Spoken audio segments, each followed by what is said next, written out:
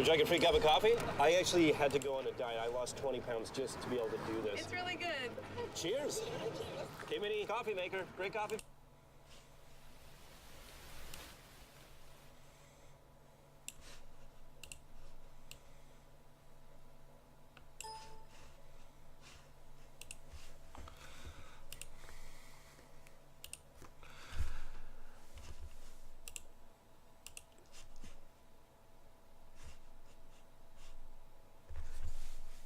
Bonjour tout le monde et bienvenue à cette nouvelle vidéo de TAW 2016 édition WWF 1987. On se prépare pour la semaine, la dernière semaine avant le pay-per-view Brawl Fest. Si je ne me trompe pas, le main event de Primetime Wrestling, un gros main event avec Hulk Hogan qui va défendre son titre de... Non, qui va pas défendre son titre de champion du monde. Qui va affronter le Magnificent Morocco dans un combat qui devrait être, à mon avis, plutôt bon. Un élément que je pense qu'on a, que j'ai pas regardé avec vous, ou que, en tout cas, whatever, c'est qu'on a les résultats de notre show, de notre développement. Donc, le show de la MFF, de la Monster Factory Federation, a eu lieu et ça a été un show qui a été sold out au Milford Ice Pavilion dans le Tri-State et qui a fait un E+ de performance, ce qui est pas très bon. Mais on n'a jamais eu une grosse crowd comme ça avec notre fédération à la WCW. Le main event a vu un combat entre Shawn Michaels et Marty Jannetty, ce qui devait être quand même un bon combat, même à cette époque-là, où est-ce que Shawn Michaels a gardé son titre de champion du monde dans le meilleur combat de la soirée, définitivement. Il y a Danny Spivey, qui était un lutteur au début du jeu, qui a battu Mike Davis. Un combat très oubliable de E+. Danny Davis, qui est comme le propriétaire, a battu Tommy Jammer pour le Wrestling Spirit Title. Tommy Jammer, qui est un prospect. Hein, ça, les lutteurs comme ça qui ont... Comment dirais-je ça? Personne ne les connaît à cette heure, mais que j'essaie, moi, d'en faire peut-être une future vedette.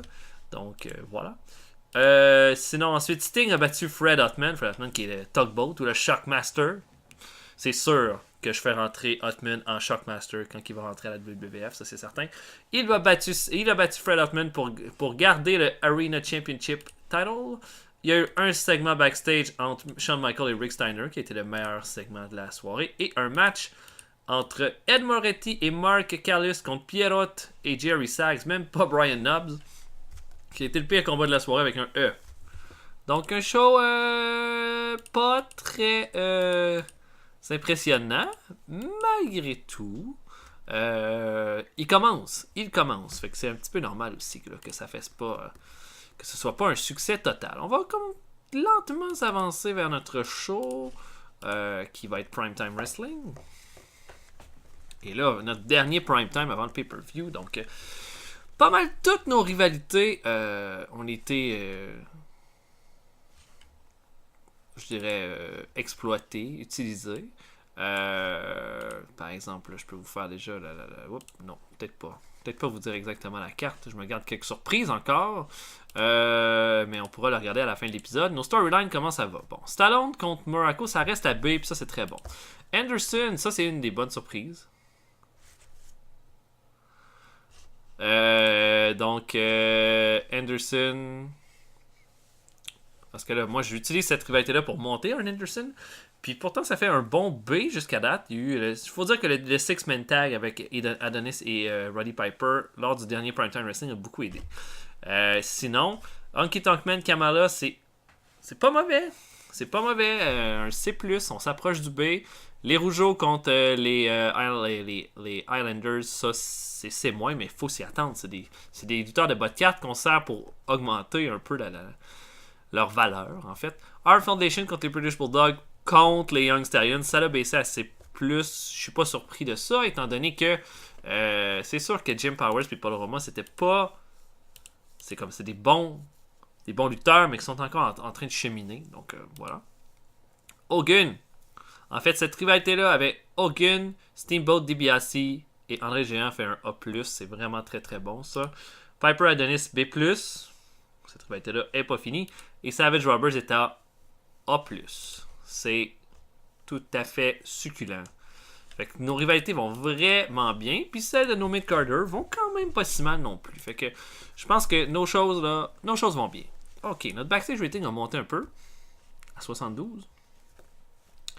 On va voir c'est quoi nos incidents avec Eddie Gilbert. Oh, ça sera pas positif. Eddie Gilbert est arrivé en retard. Il a détruit une des règles du locker room. Il a fait le briser une des règles du locker room. Qu'est-ce qu'on fait avec ça? Une amende. Il est arrivé en retard, une amende. Oh, Eddie Gilbert a amélioré son attitude. Ouais. Et il est content que je lui donne une amende. Yay. Merci. Eddie. Ouais, c'est comme la deuxième fois qu'on a un incident avec Miggy, comme en 2 semaines là, qui est avec nous. Là. Ok. Un middle là maintenant. Qu'est-ce que j'aimerais savoir? Un gars comme Tito Santana, là, ça doit être un bon lutteur pour essayer de monter. Un jeune lutteur, là. Mettons comme Tama. Tama, il a du potentiel. Ouais! C'est beau Tito! Yeah! Tito Santana qui est rendu ami avec Tama. Puis il était déjà, on l'a fait rendre ami avec Ted DiBiase maintenant avec Tama. Oh yeah! Oh yeah! Notre backstage rating qui continue de monter. Oh yeah. Oh yeah. Je book Primetime Wrestling et on se voit plus tard. Oh yeah. Ok, donc on commence ça avec un match entre Eddie Gilbert et Tom McGee. Donc j'avais fait perdre Gilbert à son premier combat. Là. On va lui donner une victoire parce que bon, est-ce qu'il est arrivé là avant le show, s'il est arrivé en retard, ben, il a quand même bien pris. Son attitude s'est un peu améliorée. Donc on lui donne cette victoire-là à 6 minutes 21 avec un Fireball. Entre Eddie Gilbert et Tom McGee, ça clique pas cependant. Le match fait quand même un 2, ce qui est vraiment pas mauvais là, pour un combat en pre-show comme ça. Évidemment, Tom McGee, c'est une vraie plaie, là, une vraie plaie d'Égypte. Du moment que j'aurais probablement un lutteur face qui serait prêt à aligner le roster, McGee, je l'enverrai en développement ensuite. On a ensuite les Killer Bees qui affrontent Mick Foley, un lutteur de notre développement, et Thor Kamata, un lutteur qui est local.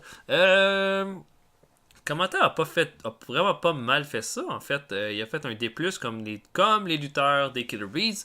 Les Killer Bees vont l'emporter avec le Bee Stinger dans un combat de D+. Je suis encore un petit peu... parce que j'ai un plan pour le pay-per-view, soit pour les Killer Bees, ou soit pour le Junkyard Dog. Puis j'hésite un peu, parce que là, je me dis, si Junkyard Dog est encore sur la drogue, moi, j'avais planifié de le renvoyer, là.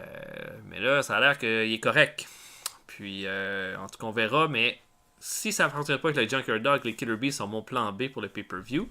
Je vous en parlerai pourquoi. Mick Foley améliore son performance skill, tout comme Jim Brunzell pour ce combat-là.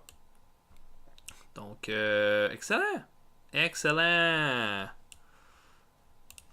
Et le dernier combat en pre-show, Derek Dukes et Joe Lightfoot, 2 lutteurs locaux, affrontent les Wild Samoans. Les Wild Samoans qui les détruisent et qui l'emportent avec un double headbutt.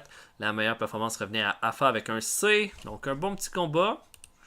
Joe Lightfoot améliore sa performance.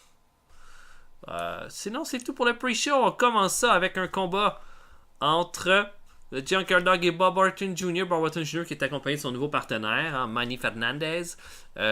Bon combat pour commencer. Un strong start. J'étais audacieux là. Parce que là, j'étais pas sûr que Junkyard Dog c'était une bonne affaire. Mais Junkyard Dog était sa drogue. Encore. Et là, je pense que c'est la fin. Pas vrai. Il va toujours être sur la drogue. Il s'améliorera jamais. Il est toujours sur la drogue. Junkyard Dog va l'emporter par disqualification à cause d'une intervention de Manny Fernandez. Les deux vont tabasser Junkyard Dog après le combat. Et ça va être la fin. Là. Junkyard Dog, j'en veux plus. On va avoir ça avec une grosse promo de Bobby Heenan avec André Géant qui se tient derrière lui. Là. Une grosse promo classique qui dit André Géant va pas se salir les mains sur Hogan à une semaine de Brawl Fest. Sauf que il assure qu'il va garder son titre.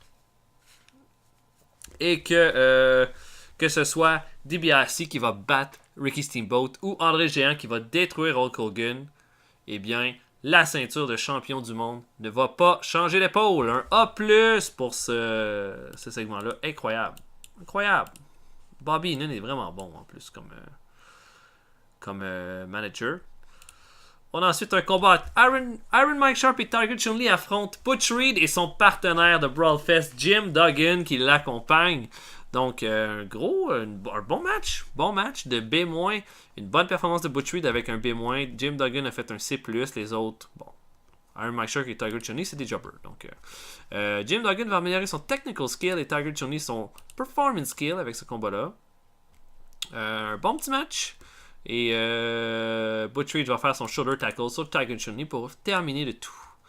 On a le Honky Tonk Man qui rencontre le président de la WWF, Jack Tunney. Il dit: qu'est-ce que c'est que cette histoire-là que j'affronte Kamala? Il n'est pas question que j'affronte un monstre, un sauvage, un cannibale comme ça. Jack Tunney lui dit: le contrat a été signé, c'est tout, il n'y a plus rien à faire et il va falloir que tu honores le contrat à Brawl Fest. Honky Tonk Man quitte la pièce furieux. Une promo de Jake Roberts, une splendide promo de Jake Roberts, dit que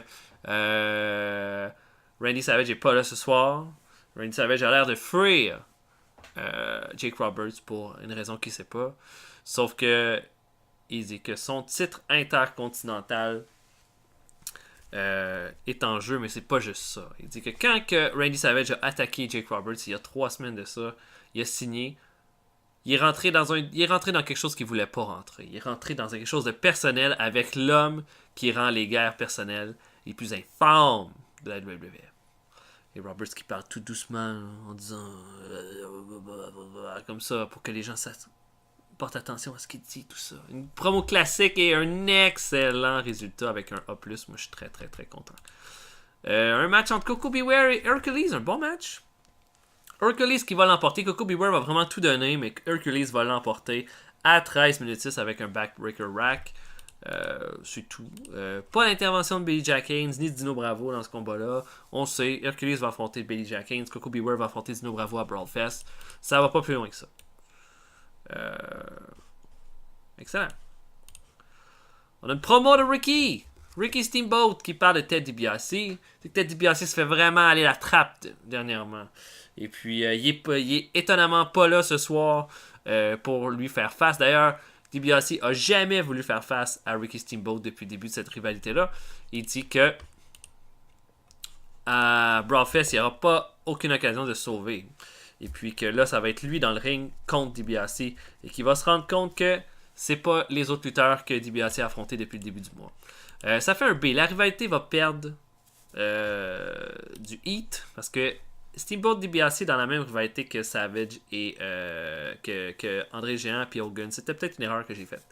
En tous les cas, on va voir le combat que ça va faire à Brawl Fest. Mais je pense que ça va être un show stealer, personnellement. Tito Santana affronte Demolition Axe. Un super bon combat entre les deux. Tito Santana et Demolition Axe ont une excellente chimie ensemble. M'attendez pas à un B. Les deux ont fait un bon C+ de performance. Tito Santana va battre Demolition Axe avec son Flying Burrito pour l'emporter à 11 minutes 41. Demolition Axe améliore son performance skill.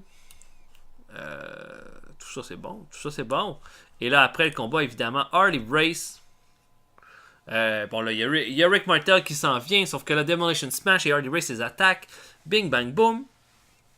Et là, on se met à 3 contre 1 contre Tito Santana et une fois de plus. Et arrive Hillbilly Jim. Hillbilly Jim qui s'en vient. Se débarrasse d'Harley Race et des Demolitions. Et visiblement, Hillbilly Jim va faire équipe avec Strike Force pour affronter les Demolitions et Harley Race au Pay-Per-View Brawl Fest. Un bon C+ de performance. Et voilà. Excellent segment. Et là, une promo de Harley Race. Il est fâché. Harley Race est fâché en disant que Hillbilly Jim a rien à faire dans ce combat-là. Il s'est mis des affaires qu'il ne mêlait pas. Mais que si vraiment il veut s'en mêler, qu'il fasse attention parce que Harley Race a détruit plus de carrières que Hillbilly Jim a fait de matchs dans sa vie. Bing bang boom, B+. Excellent promo. Un match entre la Young Stallions et les Hart Foundation. Bon combat. Là, ça commence. Là, je vois là, Jim Powers qui vient de rentrer dans le C dans les performances. C'est très bien, ça. Jim Powers, c'est pas vraiment une excellente chimie quand ils font équipe ensemble. Oh, c'est bon, ça. Je savais même pas. Night Art et Bret Hart ont fait une belle performance. Et le combat se termine en double count-out. Les deux équipes se battent. Blam, boom. On n'a pas de suite à ça. Ça fait continuer la rivalité. Voilà. Pas de gagnant avant le pay-per-view. J'aime ça comme ça. Notre main event, Hulk Hogan affronte le Magnificent Morocco. Une super grosse performance de Hogan. B- pour Morocco. Hogan, bon, Morocco va donner une bonne performance, mais Hogan va le battre avec son big leg drop à 15 minutes 23. Pas assez de selling dans ce combat-là, cependant. Donc, une grosse victoire clean de Hogan avant Brawl Fest. Une bonne façon de le mettre bien over. Oh, André intervient pas. On finit ça comme ça. Et après le combat, Morocco est super déçu. Et Phil Stallone qui est dans la foule se met à applaudir. Applaudir Morocco. Pour dire lâche pas, tu t'en viens bien. Et là, toute la foule commence à faire un standing ovation au Magnificent Morocco qui perd les pédales dans le ring en leur disant d'arrêter de se moquer de lui. Et c'est comme ça qu'on va terminer le show avec un B+. Ça nous fait un bon B+. Pour ce show-là qui nous augmente notre popularité dans 6 régions. Un excellent show. J'ai mis beaucoup de place à mes gros lutteurs là, pour ce gala-là. Holy moly.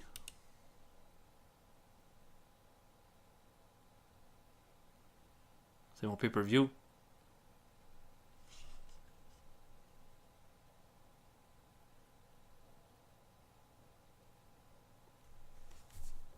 Oh my god, je viens de me faire surprendre. J'ai dû mal rentrer ma date. Oh my god! Mais j'ai pas le choix de le faire. Il faut le faire. Mais j'y vais. J'y vais. Gun Blazing. J'ai mis ça le même jour que mon autre. Oh mon dieu.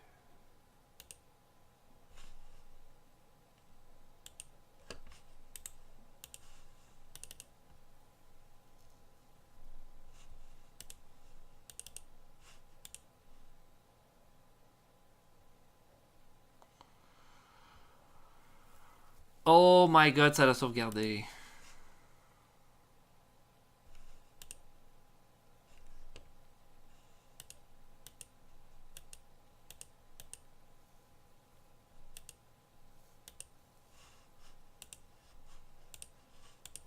Oh, j'ai bien mal planifié mes trucs. Bon. Ben, on n'a pas le choix d'y aller avec ça. Hein. Donc, pay-per-view tout le monde.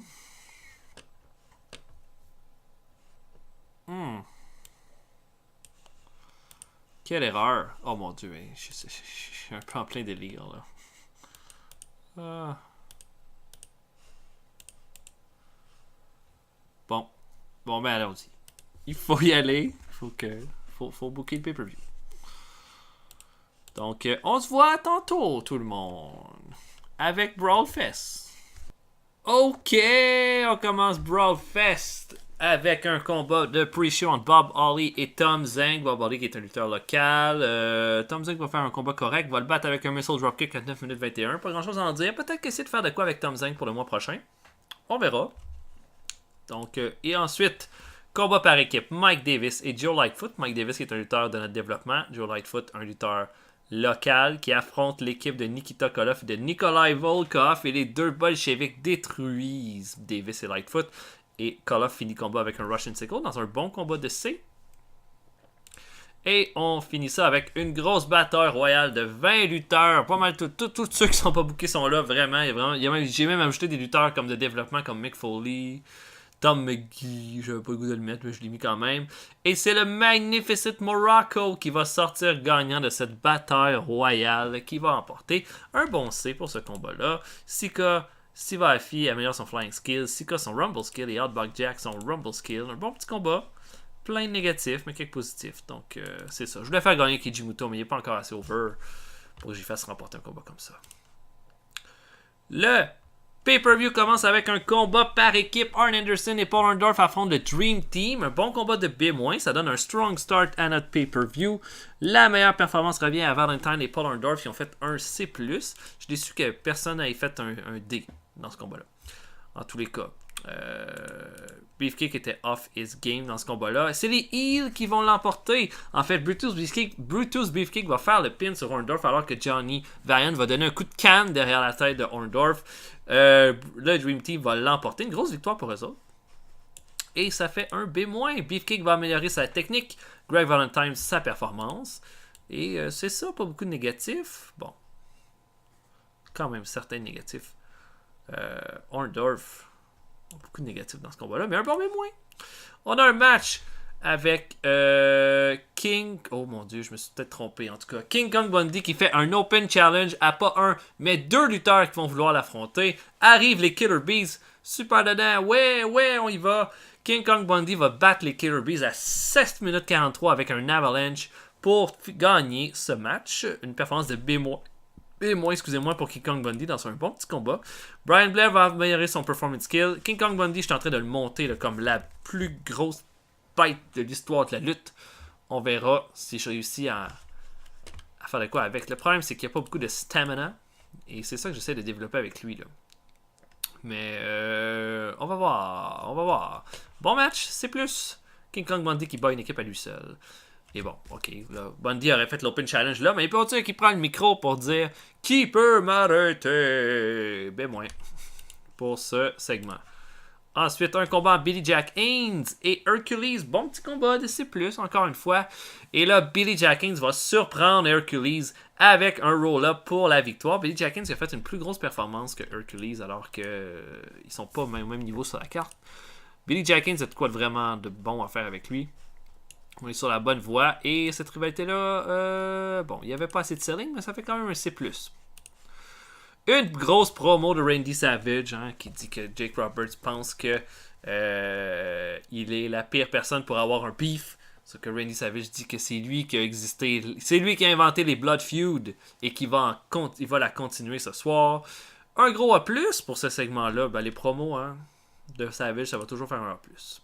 Les Rougeau Brothers affrontent les Highlanders. J'ai ajouté ce combat-là et étonnamment, je suis surpris de la qualité du combat. Un C, je m'y attendais pas vraiment. Aku et Raymond Rougeau ont sorti les meilleures performances. Je m'attendais à ce que ce soit Jacques, mais non, c'est Raymond. Les Highlanders vont l'emporter clean, alors que Aku va faire son Tongan Dead Grip sur Raymond Rougeau.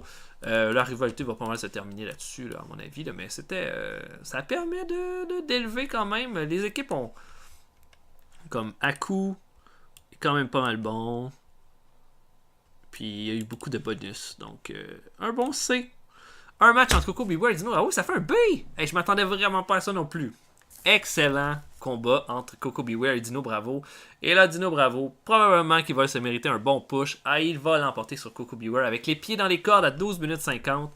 Très content. Un B, c'est genre, c'est ce que je m'attends d'un main event, d'un Primetime Wrestling avec 2 main eventers. C'est un B. Donc, je suis très content. Bravo! Kamala affronte Lanky Tankman, ça fait un combat moins bon, ce que je suis quand même surpris. En fait, c'est un petit combat pas trop exigeant, dans le sens que Kamala va prendre l'avantage sur Lanky Tankman. Lanky Tankman va descendre en bas du ring, il va simplement se sauver pour avoir un heel hit pas possible. Donc un B- pour ce combat-là, qui va durer 11 minutes 36. Bon match. Bon match. À peu près ce que ouais, B-, c'est ce que je m'attendais. Une promo de Roddy Piper qui raconte un peu tout ce qui s'est passé dans les 2 derniers mois avec Adrian Adonis. Adonis qui l'a blessé. Et là, il est revenu et il va lui enlever ses cheveux ce soir. Un bon A. Ok, ensuite de ça, on a Sylvester Stallone, en fait, qui s'en vient, qui veut remercier les fans. Arrive de la foule, le magnifique Morocco qui attaque Stallone de dos et là, l'attaque pas à peu près. Il s'en prend à sa jambe, frappe sa jambe contre le poteau, va prendre Stallone et va lui faire un power driver sur le ciment. Stallone va être complètement out. Les EMTs vont venir le chercher. Et c'est comme ça qu'on va terminer le segment. Morocco là, qui se donne un peu de hit, lui qui a vraiment mal paru depuis le début de la rivalité. Ben là, il prend un super bon avantage dans ce segment. Un 6-man tag qui fait un bon B. Un bon combat ici. Là. Et Billy Jim et Strikeforce affrontent Harley Race et les Demolitions. Très content du combat. La meilleure performance revient sans aucun doute à Harley Race. Et c'est les Heels qui vont l'emporter. Demolition Axe va frapper Rick Martel d'un... En fait, Smash va frapper Rick Martel d'un coup de chaise. Axe va faire le pin et les Demolitions et Harley Race vont l'emporter. Demolitions que j'essaie un peu de pusher. Et là, wow, tout le monde s'est pratiquement amélioré là-dessus. Billy Jim, Harley Race et Tito Santana pour le Performance Skill et Demolition Smash et Rick Martel pour le Rumble Skill. Très content du combat. Une promo du Iron Sheik qui est pas sur la drogue et qui dit à tout le monde, même s'il a l'air sur la drogue, il dit à tout le monde qu'il prépare l'équipe la plus dominante de l'histoire de la WWF à entrer au prochain Prime Time Wrestling. Évidemment, vous savez c'est qui cette équipe-là. Donc, une grosse promo, une bonne promo du Iron Sheik. Jake Roberts contre Randy Savage, ça fait un B+. Je me serais attendu à plus, personnellement. En fait, Savage et Roberts vont faire un bon combat, tout ça. Sauf que, bon, Savage va comme prendre le sac avec le serpent de Jake Roberts et va le lancer sur la rampe, là, vraiment sauvagement. Roberts va être vraiment furieux, va courir après Savage. Savage va remonter dans le ring, puis quand Roberts va remonter, Savage va faire un high knee et une descente du coude pour l'emporter. Là. Savage qui a utilisé des mind games pour garder son titre. Et voilà, B+, c'est quand même très bon, là. Je peux pas me plaindre. Butch Reed et Jim Duggan affrontent les Southern Bruisers. Un bon combat. Un autre bon match avec un bon B. Butch Reed et Duggan affrontent les Bruisers. Et Butch Reed, Jim Duggan va surprendre Manny Fernandez avec une corde à linge en courant pour l'emporter. Duggan et Butch Reed qui vont gagner ce match-là. Et peut-être qu'on a deux nouvelles bonnes équipes en fait. Une grosse promo d'Hulk Hogan, hein, qui dit que que ce soir c'est la fin. C'est la fin. Hogan reprend son titre. Et puis peut-être qu'il va mettre un peu d'idées dans la tête d'André Géant pour qu'il redevienne le meilleur ami. Pour qu'il redevienne meilleur ami comme dans le temps. Une bonne promo. Le match entre Roddy Piper et Adonis fait un A. Holy shit, je m'attendais vraiment pas à un A. Honnêtement. Mais Piper et Adonis font un A. Roddy Piper va battre Adrian Adonis à 10 minutes 24 avec son rear naked choke. Et après le combat, va couper les cheveux de Adonis. Et je suis super content de cette rivalité-là. En fait, ça a vraiment été bon. De bout en bout. Voilà. Et Ricky Steamboat contre Ted DiBiase fait un A aussi. Ça, c'était... J'avais dit que ça aurait été mon show stealer. Et effectivement, ça l'a été. Ricky Steamboat et DiBiase font un combat exceptionnel de 16 minutes 42. Là. Un combat qui va vraiment forger DiBiase dans le roster. Un A, là. Un A avec un mid-carder, ça m'est jamais arrivé. Et Ricky Steamboat, dans un grand combat, va surprendre DiBiase avec un Flying Karate Chop et va le battre. Mais DiBiase va vraiment avoir tout fait dans ce combat-là. Aucun négatif dans ce combat-là. Et je pense que les deux étaient vraiment faits pour aller faire un all-out. Donc un gros A et un gros match. Les champions par équipe. Les British Bulldogs affrontent la Hart Foundation et les Young Stallions. Un bon combat, un bon B. Je suis bien content de ce match-là. Les British Bulldogs vont garder le titre alors que...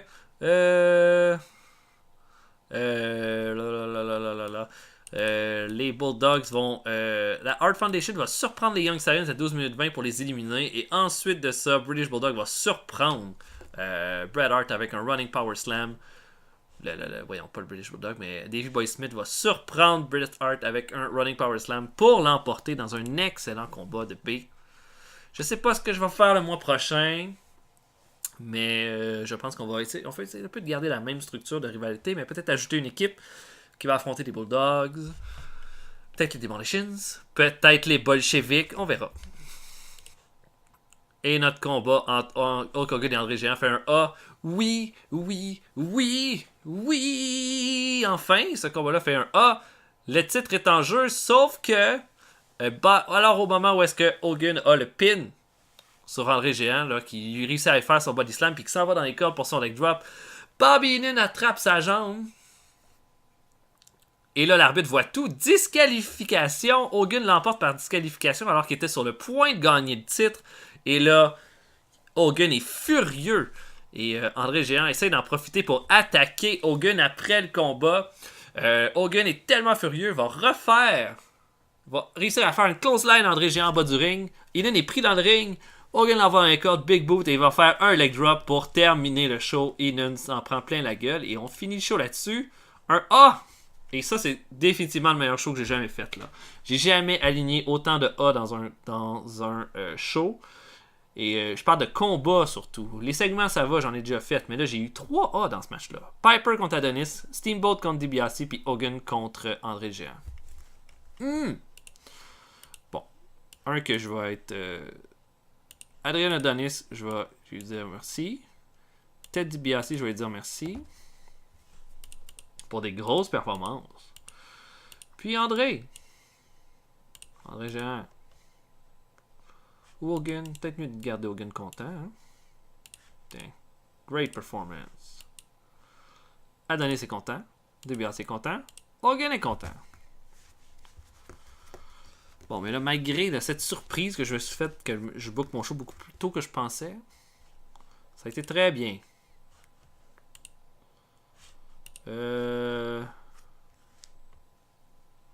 Bon, Eddie Jones pense qu'il devrait avoir plus de momentum. Je pense pas. 0.75. Hulk Hogan a créé une clique backstage avec Brutus Beefcake et Miss Elizabeth. Ok. Junkyard Dog. Get the fuck out! Dehors! Ok, je l'ai renvoyé puis je m'en porte pas plus mal. Bon. Ben voilà! J'espère que vous avez aimé ça. Quand même très content, en fait, de ce pay-per-view-là. J'espère. En fait, je suis certain que notre prochain PPV qui s'enligne pour être... Ah ouais, j'avais vraiment mis ça un lundi. Bizarre. Le prochain pay-per-view qui va être Wrestling Classic Warzone. On est quand même loin d'un gros pay-per-view. C'est surtout ça que je veux dire. Et puis, on verra. On verra comment ça va se dessiner pour la suite. Mon nom était Retro Pablo Alver. J'espère que vous avez passé un bon moment. On se voit pour un prochain épisode. Salut tout le monde.